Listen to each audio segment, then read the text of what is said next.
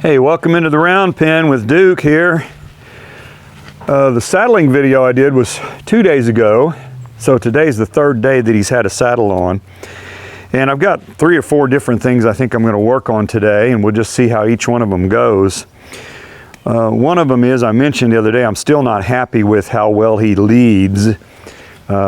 He tends to be like there, right there. He needs to come off that pressure a little better. So there's a couple ways you can teach that. The simplest way that I know is this one, where I'm going to bring him over here and put him against the fence like this, and then I'll put a gentle pressure on that halter, and if he doesn't step out, I'll reach back and tap him. And I've done this a few times, so he kind of knows that, but I want him to do it when I don't have the stick in my hand. Which, see, when I quit picking up the stick, he got a little lazy with it. Right there, okay? Another way you can work on that, and that would probably be sufficient if I just do it a few more times. Another way you can do that is you can step out in front of your colt and put some pressure on him here, and then do that to get him to come to that pressure. So when I pull on it, he needs to come to the pressure. Okay? Seems maybe he figured that out already. See there, now he's wanting to follow me around. He's not one to wait on that pressure. Ah, much better. So maybe that's all it took. Maybe that's fixed. I don't know. We'll find out tomorrow. When I try to lead him tomorrow, he's licking his lips. Back up, buddy. Okay. But it's one of those things you don't want to overlook. And with a colt like him, he's so gentle and so easygoing, there's a tendency to skip steps. And I was just telling my intern here that I've done that in the past with other colts, thinking, well, they don't need this and they don't need that, and then later on had come back to bite me. So for that reason, I'm going to do a couple things here today that he probably doesn't need, but I need to make sure that he doesn't need them. Okay? So the first thing I'm going to do is I'm going to rope his hind legs. And before I do that,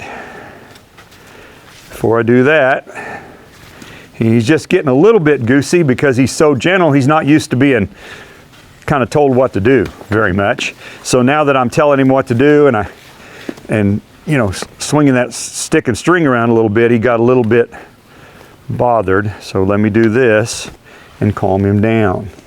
Okay, there we go. Good. So you know, what did that take? 15 seconds for him to calm down, but it was important before I went on to the next thing. So this is a review. I've done this before. Put that rope around his foot, ask him to give to that pressure. He's thinking about it. I want him to just pick that foot up there and bring it to me. Good. Okay. And this is preparing me to do it with his back legs. Good. All right.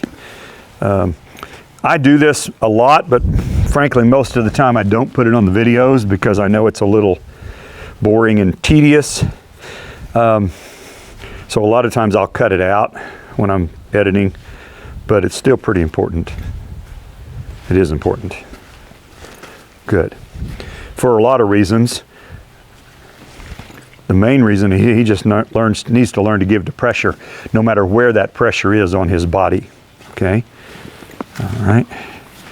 Then I'll do the same thing. All I want him to do is just give to that pressure a little bit with that hind leg right there, like that. Good. Okay.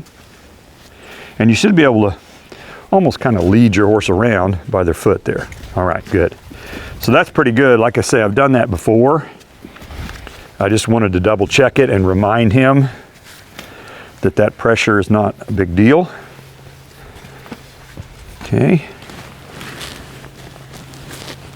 And if you have a colt that's, you know, kicky and you don't trust them, then there are other ways to get this rope around their back leg. With him, I can just reach down there and wrap it around. But other colts, you might have to do it. You might have to put the rope on the ground and have them back into it or something like that. Okay, so I'm happy with that. He's passed all the prelim tests. What I'm going to do now, this is called roping the hind leg.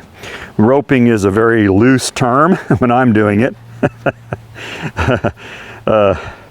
I'm not a good enough roper to actually rope a horse's leg, but I can get a rope around his leg. Okay, so take this off here.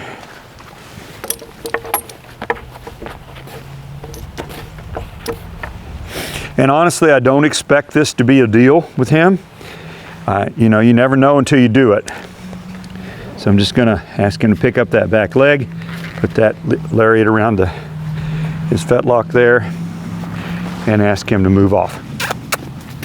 I want him to go the other direction. I want him going that way. There we go. Okay. And he's got that wrapped around both hind legs there. That came out. Okay. So he's never moved around with that pressure on his fetlock like that. I want you going that way, buddy. There we go. He keeps trying to put me in the other eye, which is interesting because yesterday he wanted to keep me in his left eye. Now he seems to want me in his right eye. Come on, move. Okay. And he did it again.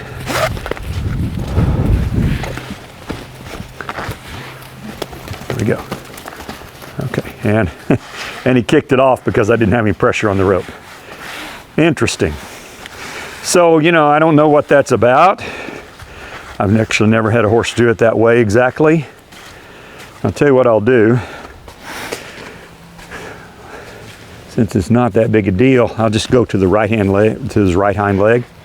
We'll just do it on the right first. Since he seems to be, he wants to do it that way. All right. Okay. Okay. So I want him to just feel that pressure on that fetlock with that rope. And that's not, the reason I wear the gloves is because I'm letting this rope slide. I am not pulling very hard. I suppose it would be possible to hurt a horse if you pull really hard. You might pull a tendon or something, but I certainly don't do that. Okay, now I'm gonna put some pressure on it. There, and he slowed down.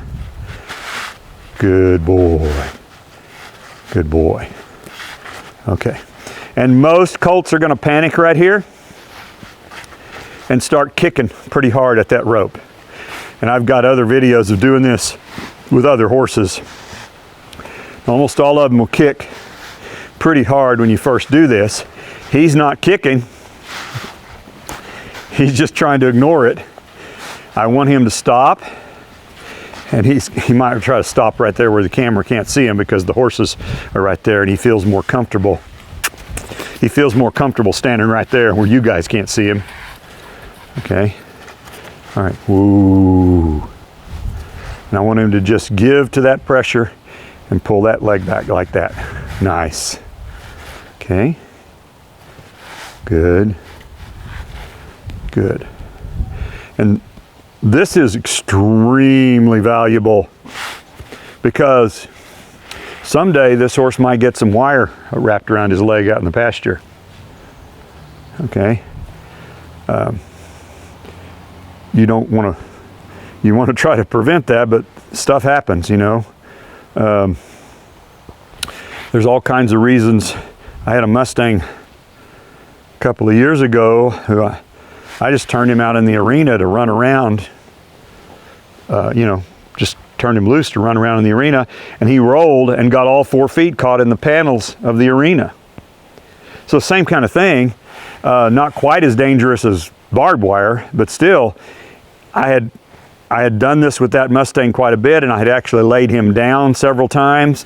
So he had learned not to struggle and fight against the pressure, and therefore he didn't get hurt. Otherwise, he would have been seriously hurt. That is awesome. Look at that.